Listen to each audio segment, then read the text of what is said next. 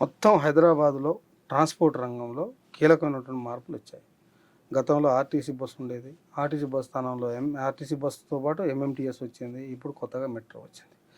ఈ మొత్తం urban transportation యొక్క అవసరాలని ఇప్పుడు మెట్రో తీరుస్తుందా లేదా? మెట్రో తీసే అవకాశమే లేదు. తీరుస్తుందా లేదా? తీరుస్తుందా లేదా? ఇప్పుడు నగరంలో ప్రయాణం చేసే దాంట్లో మెట్రో రైల్లో ప్రయాణించేది రోజుకు 4.5 లక్షలు. 4.5 లక్షలు రోజు ప్రయాణం చేసే వాళ్ళ సంఖ్య 50 లక్షలు 60 లక్షలు అంతకంటే ఎక్కువ ఉంటుంది. ఈ 4.5 లక్షలతో మెట్రో ఎలా తీరుస్తుంది? మెట్రో అనేది ఒక లిమిటెడ్ రూట్లలో లిమిటెడ్ కెపాసిటీ మాత్రమే.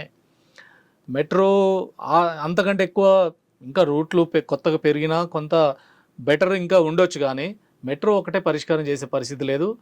రెండోది ఆర్టీసీ అనేది అర్బన్లో విపరీతమైనటువంటి ట్రాఫిక్ జాములు అవుతున్నాయి. దాని చెక్కింగ్ కోసమే మేము మెట్రో తీసుకొచ్చామన్నారు. మొత్తం హైదరాబాద్లో ట్రాఫిక్ ఫ్రీ వ్యవస్థ ఉండాలన్నా, త్వరితగతిన నివాస ప్రాంతం నుంచి వర్క్ ప్లేస్కు వాతావరణం ఉండాలన్నా, అసలు ఏ రకమైనటువంటి ట్రాన్స్పోర్ట్ వ్యవస్థ అసలు హైదరాబాద్లో ఉండాలనేది మీ అభిప్రాయం? అంటే జనరల్గా ఇప్పుడు ఈ రవాణా నిపుణులు కానీ దీని మీద ఇప్పటివరకు ఆలోచించిన దాంట్లో అందరూ చెప్పేది జరగాల్సింది కూడా ఏంటంటే మాస్ ట్రాన్స్పోర్ట్ అనేది ఎక్కువ మంది ప్రయాణం చేసే వాహనాలు అవసరం. కానీ ఇప్పుడు ఏమవుతుందంటే అందులో ముఖ్యమైనది ఆర్టీసీ ప్రధాన పాత్ర. ఇప్పటికి కూడా 30 లక్షలు 35 లక్షల మందిని ప్రతిరోజు హైదరాబాద్ సిటీలోనే రవాణా చేయగలిగే కెపాసిటీ ఉంది ఆర్టీసీకే. కానీ ఆర్టీసీ మీద తగినంత శ్రద్ధ ప్రభుత్వాలు ఏవి పెట్టట్లేదు. సో బస్సుల సంఖ్య రోజు రోజుకు తగ్గిపోతున్నాయి. ఇప్పుడు మెయిన్ రోడ్లు తప్ప ఇతరతలో ఇంకా ఇన్సైడ్ కాలనీస్ బస్తీలు వెళ్ళేటువంటి పరిస్థితి ఇప్పుడు లేదు. ఆర్టీసీ బస్సులు అన్నీ తగ్గిపోయినాయి. ఒక 2021-22 కరోనా తర్వాత 1000-1500 బస్సులు ఒక సిటీలోనే తగ్గిపోయినాయి. 3800 బస్సులు ఉంటే ఇప్పుడు 2500కు వచ్చినాయి. ఇంత భారీ సంఖ్యలో ఇంత నగరానికి 2500 బస్సులు ఎక్కడ సరిపోతాయి? కొన్ని రూట్లలో అసలు బస్సులే లేకుండా పోయినాయి, అన్ని ఆటోలే. సో ఈ పరిస్థితి వచ్చింది. అందుకని ఒకటి ఆర్టీసీ బస్సుల సంఖ్యని విస్తృతంగా పెంచాలి. కనీసం 7000 బస్సులు సిటీలో లేకుండా ఈ నగరం ముందుకు పోదు. బెంగళూరులో 7000 పైన బస్సులు ఉన్నాయి, చెన్నైలో అంతకంటే ఎక్కువ బస్సులు ఉన్నాయి. హైదరాబాద్ సిటీలో 2500 బస్సులతో ఎలా నడుస్తుంది హైదరాబాద్ సిటీ? అసలు బస్సుల సంఖ్య పెంచకుండా, బస్సుల సంఖ్య పెంచలేదనుకో ప్రతి వాళ్ళు 2 వీలర్ కొనాలి, ప్రతి వాళ్ళు 4 వీలర్ కొనాలి. అన్ని వెహికల్స్ రోడ్డు మీదకి వచ్చినాక ట్రాఫిక్ జాములు కాకుండా ఏముంటాయి? నువ్వు ఎన్ని ఫ్లైఓవర్లు కట్టు, ఎన్ని ఇంకా స్కైవేలు కట్టు. సో వెహికల్స్ సంఖ్య విపరీతంగా పెరుగుతున్నా కొద్దీ ట్రాఫిక్ను కంట్రోల్ చేయడం సాధ్యం కాదు. 7000 బస్సులు ఉండాల్సిన స్థానంలో కేవలం 2500 బస్సులు మాత్రమే హైదరాబాద్లో ఉన్నాయి. అంతే. దానివల్ల దాని కారణంగా ఇప్పుడు బస్సుల్లో ఎందుకు కిక్కిరిసిపోతున్నాయి. ఎందుకు ఆర్టీసీ బస్సులను తగ్గిస్తుంది గవర్నమెంట్ ఆలోచన ఏంటంటే ఆర్టీసీని మొదటి నుంచి కూడా ఆర్టీసీని నిర్వీర్యం చేయాలి, ప్రైవేట్ ట్రాన్స్పోర్ట్ని అలో చేయాలి. ఇది వాళ్ళ ప్లాన్. అందుకని ఆర్టీసీని ప్రైవేటైజ్ చేయాలి, లేదా ఆర్టీసీని కుదించాలి, ప్రైవేట్ బస్సులను రంగంలోకి తీసుకురావాలి. ఈ ప్లాన్తో నడిచింది. కానీ ఆర్టీసీ వర్కర్లు, ప్రజలు, సో ప్రైవేటు వాహనాలు వచ్చిన తర్వాత ప్రైవేటు వాహనాలు వాటి దోపిడీ, ఆ రేట్లు అవన్నీ కష్టం. ఆర్టీసీ ఎఫిషియెంట్గా ఇప్పటిదాకా నడిపింది. ఆర్టీసీని ఇంప్రూవ్ చేయండి, ఆర్టీసీని అభివృద్ధి చేయండి. ప్రైవేట్ అనేది మన మెదడులోకి వచ్చిన తర్వాత అన్నిట్లలో ప్రైవేట్ సెక్టర్, ట్రాన్స్పోర్ట్లో కూడా ప్రైవేట్ సెక్టర్. సో అందుకనే దాన్ని తీసుకురావడం కోసం ఆర్టీసీ నిర్వీర్యం చేస్తున్నారు.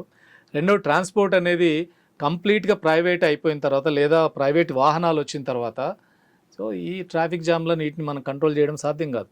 అందుకని పబ్లిక్ ట్రాన్స్పోర్ట్ పెంచడం అనేది ఇప్పుడు ప్రపంచం అంతటా ట్రాన్స్పోర్టేషన్ అనేది అర్బన్లో మనం హైదరాబాద్లో ఒక బస్సులో తగ్గినాయి అనుకుందాం. మనకి ఎంఎంటీఎస్ వ్యవస్థ ఉంది, మెట్రో వ్యవస్థ ఉంది, ఇప్పుడు ఆర్టీసీ, 3 రకాల వ్యవస్థ ఉంది. అంటే వ్యక్తిగత దీంట్లో ఒకటి మీరు చెప్పిన ఆర్టీసీకి సంబంధించింది గవర్నమెంట్ ఎలా జరిగింది చూస్తున్నాం. రెండోది ఎంఎంటీఎస్కి సంబంధించింది సిటీలో అత్యంత చౌక ప్రయాణం. 10 రూపాయలు పెడితే సిటీలో ఎంఎంటీఎస్ రూట్లలో ఎక్కడికైనా ప్రయాణం చేసే పరిస్థితి ఉంది. సామాన్యుడు, చిన్న చిన్న వ్యాపారాలు చేసే వాళ్ళు అందరూ దాంట్లో ప్రయాణం చేస్తున్నారు. కానీ అవి లిమిటెడ్ రూట్లలో ఉన్నాయి. లింగంపల్లి టు ఫలక్నామా, హైదరాబాద్ టు ఫలక్నామా 2 రూట్లలో ఫేజ్ 1లో ఎంఎంటీఎస్ నడుస్తుంది, బాగా ఎఫెక్టివ్గా నడుస్తుంది. సెకండ్ ఫేజ్లో మరొక 6 రూట్లలో ఫైనల్ చేశారు. 900 కోట్లతో రూట్లు ఫైనల్ చేసింది. Medchal to Secunderabad, Ghatkesar to Secunderabad, Moula Ali to Sanath Nagar, తర్వాత బద్వేల్ వైపు, తర్వాత ఇంకొక రూట్ ఉంది. ఈ 6 రూట్లలో చేసిన దాంట్లో అన్నిటికీ ఈ బడ్జెట్ ఖర్చు అయింది, అన్ని రూట్లు క్లియర్ అయినాయి. ప్రధానమంత్రి గారు వచ్చి 2 సార్లు ఎంఎంటీఎస్ ఫేజ్ 2ని రైళ్లను ఓపెన్ చేసి వెళ్ళారు ఎన్నికల ముందు. కానీ ఈ సెకండ్ ఫేజ్లో 900 కోట్లు ఖర్చు పెట్టి అక్కడ రైళ్లు సరిగ్గా లేవు, రైళ్ళ టైమింగ్స్ సరిగ్గా లేవు, ఏ టైంకి వస్తుందో ఏ టైంకి పోతుందో తెలియదు. ఈ 6 రూట్లలో కంప్లీట్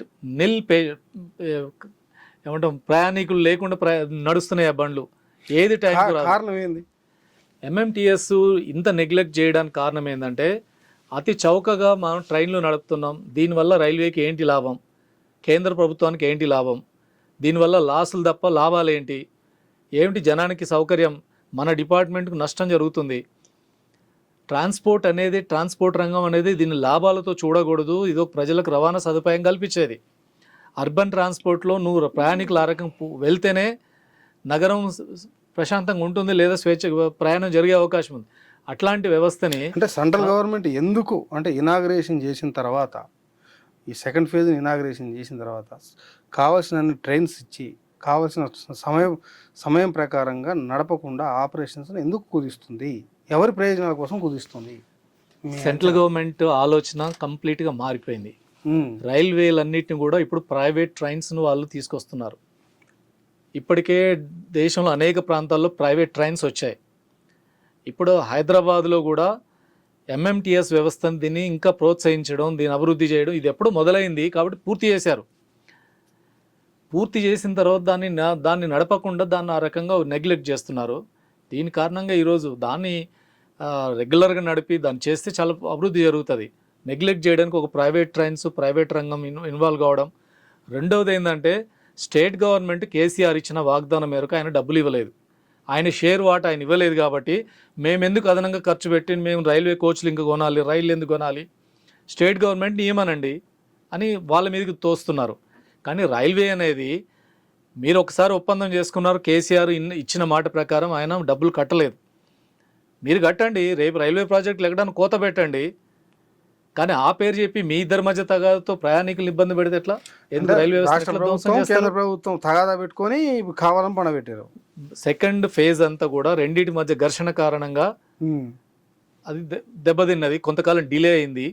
చివరికి రైల్వే డిపార్ట్మెంట్ ఏం లేదు, మెట్రో ఎంఎంటీఎస్ కి పూర్తి అయిపోతే అదే కేంద్రానికి పేరు వస్తుంది, నాకేం పేరు వస్తుంది, రైలు అంటే వాళ్ళు అంతే. దానివల్ల నెగ్లెక్ట్ చేశాడు. పేరు కోసం ప్రజల్ని సమాజం ఒప్పందం చేసుకున్నారు. యాక్చువల్గా ఏంటంటే స్టేట్ గవర్నమెంట్ 2/3, సెంట్రల్ గవర్నమెంట్ 1/3 ఖర్చు పెట్టాలి. కానీ స్టేట్ గవర్నమెంట్ 200 కోట్లు మాత్రమే ఇచ్చింది. 600 కోట్లు ఇవ్వాల్సిన దగ్గర 200 కోట్లు ఇచ్చింది. అది కూడా చాలా ఒత్తిడి చేయగా సో ఆయన పక్కన పెట్టాడు. వాళ్ళు డిలే చేస్తూ వచ్చారు. సో ఇప్పుడు వాళ్ళు ఏంటంటే వాళ్ళకి ఇస్తే చేద్దాం అనేది ఒకటి. దానికంటే ముఖ్యమైనది ఏంటంటే రైల్వే వ్యవస్థనే ప్రైవేటైజేషన్ వైపు పంపుదాం, ఎందుకు పబ్లిక్ సెక్టార్లో దీన్ని ఉంచాలి అనే ఆలోచన ప్రకారం నడుస్తుంది.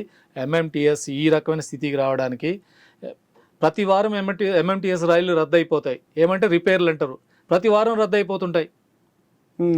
మరి ఫ్లైట్లు కూడా అట్లా రద్దు అయిపోతుంటాయా రిపేర్ల పేరుతోటి? ఎందుకు ఎంఎంటీఎస్ రద్దు అయిపోతాయి? మెట్రో రైళ్లు అట్లానే రద్దు అయిపోతున్నాయా? ఎందుకు ఎంఎంటీఎస్ రద్దు అయిపోతాయి? ఎంఎంటీఎస్ నుంచి జనాన్ని రాకుండా చేయడం కోసం జరుగుతున్న కుట్ర ఇది. అందుకని ఎంఎంటీఎస్లో ఎక్కుదామంటే స్టేషన్కి వెళ్తే 1-2 గంటలు ఎదురు చూసినా రైన్ రాదు. అంటే ఎంఎంటీఎస్ మెట్రో రైలు ప్రజలు ఎక్కకుండా కావాలనే పాలకులు కుట్రవంతురా. ఎంఎంటీఎస్ని కావాలని నాశనం చేస్తున్నారు, కావాలని ప్రజల నుంచి దూరం చేస్తున్నారు, కావాలని దెబ్బ కొడుతున్నారు. దాని కారణంగానే ఈరోజు హైదరాబాద్లో అభివృద్ధి కావాల్సిన ఎంఎంటీఎస్, ప్రయాణికులు పెరగాల్సిన ఎంఎంటీఎస్ ఈరోజు నిర్వీర్యం అయిపోతుంది. దానికి కారణం సెంట్రల్ గవర్నమెంటే ప్రధానమైనటువంటి ముద్దాయి. ఇప్పుడు రైలు నడుస్తుంది అనుకోండి, ఈ టైంకి రైలు పోతుందంటే నేను ఎక్కుతాను, నాకు అవకాశం. ఎందుకంటే 5 రూపాయల టికెట్, 3 రూపాయల టికెట్. జనరల్గా దాంట్లో 5 రూపాయలు, 10 రూపాయలు, సిటీ మొత్తం తిరిగినా 10 రూపాయల కంటే ఎక్కువ ఉండదు. ఇదే మెట్రో ఎక్కితే 100 రూపాయలు అవుద్ది. నేను మలకపేట స్టేషన్లో దిగాలనుకోండి, ఏది మన లింగంపల్లి నుంచి అంత 10 రూపాయలు హార్డ్లీ. అదే నేను మియాపూర్ నుంచి నేను మలకపేట దిగితే 70 రూపాయలు అవుతుంది మెట్రోలో. కానీ నేను జనరల్గా ప్రయాణికుడు తక్కువ కాస్ట్ ఉన్నదే ఎన్నుకుంటాడు. అలాంటి దానికి ప్రయాణికులు పోకుండా ఒకవేళ నిజంగా మెట్రో నడిస్తే ఎందుకు ప్రయాణికుడు పోకుండా నువ్వు ఎట్లా ఆపగలుగుతావు? ఏం లేదు, ఎంఎంటీఎస్ని మీరు టైంకి నడపకపోతే టైంకి రాదు. నువ్వు ఆఫీస్కి వెళ్ళాలి, స్కూల్కి వెళ్ళాలి, కాలేజ్కి వెళ్ళాలి.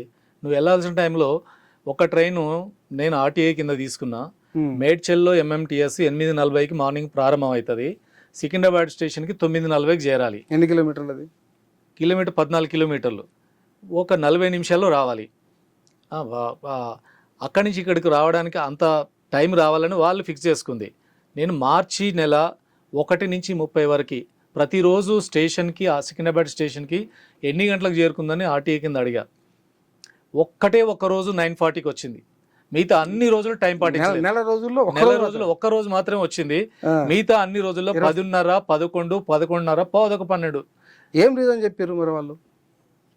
రీజన్స్ దానికి ఏం ఆన్సర్ చేయరు. ఏ టైంకి వచ్చింది, టైం అడిగాము, టైం వివరాలు ఇచ్చారు. కారణం ఏంటంటే సికింద్రాబాద్ స్టేషన్లో రైలు వస్తే ఆగడానికి కావాల్సిన ప్లాట్ఫామ్స్ లేవు, మిమ్మల్ని బయటనే ఆపేసినాం. సో ఏ స్టేషన్కి వచ్చినా వేరే ట్రైన్లకు ప్రాధాన్యత ఇచ్చాం, దీన్ని పక్కన పెడతారు. సో ఎంఎంటీఎస్లో జనాలు లేరు, మీకు ఎందుకు టైంకి తీసుకొచ్చేది? వాళ్ళ మైండ్లో ఏమున్నా అల్టిమేట్ జరుగుతుంది ఏంటంటే ఎంఎంటీఎస్కి ప్లాట్ఫామ్ ఇవ్వం, మీకు స్పేస్ ఇవ్వము, టైంకు నడపం, ఈ పరిస్థితి తీసుకొచ్చారు. ఒక్క ట్రైన్ చూస్తే అర్థమైపోతుంది.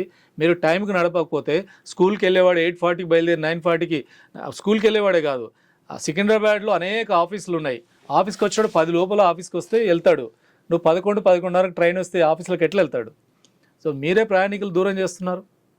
సో ఎంఎంటీఎస్ అనే దాన్ని నిర్వీర్యం చేయడం అనేది, ఆర్టీసీ నిర్వీర్యం చేయడం అనేది మరొక కోణం కూడా చూస్తే ఏంటంటే మెట్రోని ఎంకరేజ్ చేద్దాం, వీటిని కొంచెం తగ్గిద్దాం. మెట్రో ప్రైవేట్ రంగంలో నడుస్తుంది కాబట్టి ఎల్ఎన్టీ మెట్రోని ఫోకస్ చేస్తూ మిగతా వాటిని నిర్వీర్యం చేసేలా అందులో అంతర్లీనంగా ఆ అంశం కూడా ఉంది. దాని కూడా మీరు చెప్పినటువంటి ఎంఎంటీ మెట్రోనేమో కోర్ సిటీలో ఉంది. ఎందుకంటే పికెట్ నుంచి సికింద్రాబాద్, మౌలాల నుంచి సికింద్రాబాద్ లేదు మెట్రో.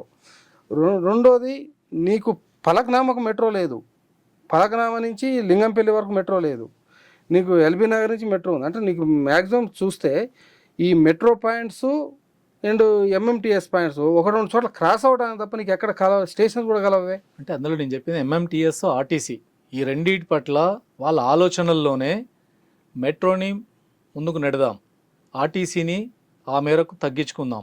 మెట్రోలు అడుగుతున్నారు, మీరు ఆర్టీసీ బస్సులన్నీ వేసిన తర్వాత మా దాంట్లో ఎవడెక్కుతాడు? మీరు ఆర్టీసీ బస్సులు వేయొద్దు.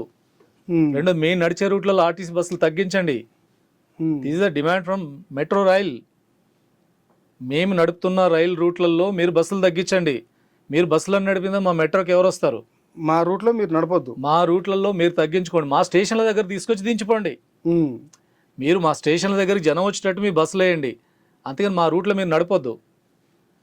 ఎంఎంటీఎస్ పట్ల కూడా అంతర్లీనంగా ఆలోచనలు ఉన్నాయి. దాన్ని విస్తరించడానికి, దాన్ని ఇంకా అభివృద్ధి చేయకుండా ఇవి కూడా ఒక కారణం. ఇదే ప్రధాన కారణం, ఇది కూడా ఒక కారణం.